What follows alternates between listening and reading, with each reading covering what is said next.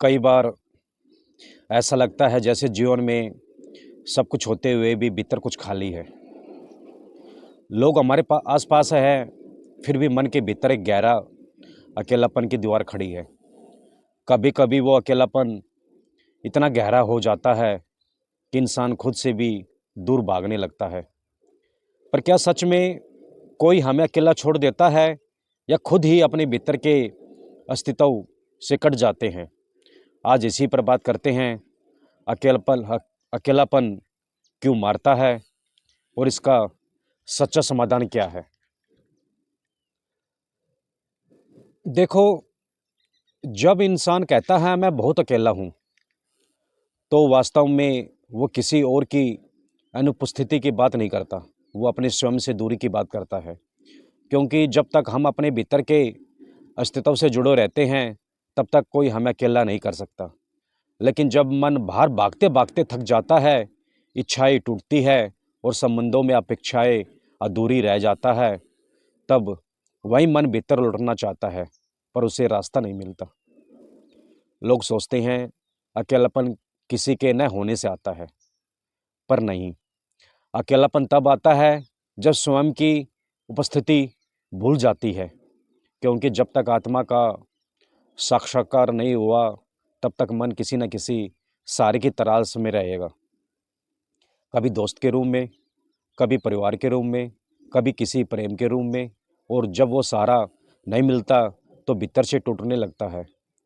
अकेलापन एक प्रकार का निमंत्रण है ईश्वर का, जो कह रहा है अब बाहर मत ढूंढ, अब भीतर लौट। जितना मन बाहर भागता है, उतना ही वो खुद से दूर होता है। और जब सब दरवाजे बंद हो जाते हैं, तब भीतर का दरवाज़ा खुलने का मौका आता है। जो साधक इस अकेलेपन को समझ लेता है, वो मुक्ति के बहुत करीब पहुंच जाता है। क्योंकि वही अकेलापन अब ध्यान बन जाता है। वो अब दुख नहीं देता, वो अब एक आशीर्वाद बन जाता है। क्योंकि जब तुम अकेले बैठते हो, जब कोई नहीं होता, तब तुम अपने भीतर की आवाज़ सुन सकते हो।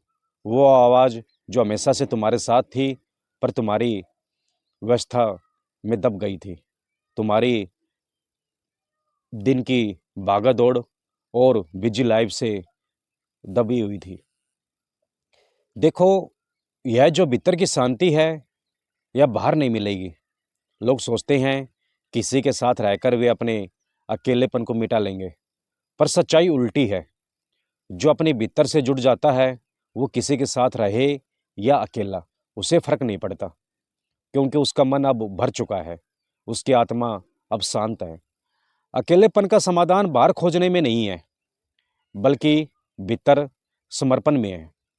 जब तक तुम स्वयं को स्वीकारते हो, अपने जीवन को वैसे ही स्वीकारते हो जैसे वह है, तब अकेलापन पिघलने लगता है। ध्यान में बैठो, बस अपने साथ रहो, कोई काम नहीं, कोई सोच नहीं, बस श्वास को देखो।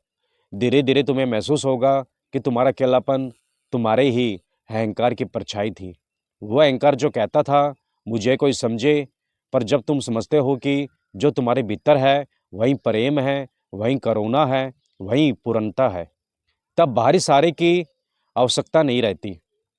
एक बात समझो, अकेलापन सजा नहीं है, वह साधना है।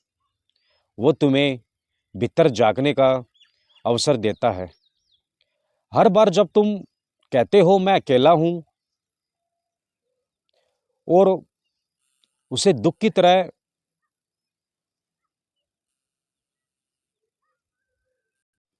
तो उसे दुख की तरह मत लो, बल्कि उसे एक संकेत की तरह लो कि अब भीतर लौटने का समय है।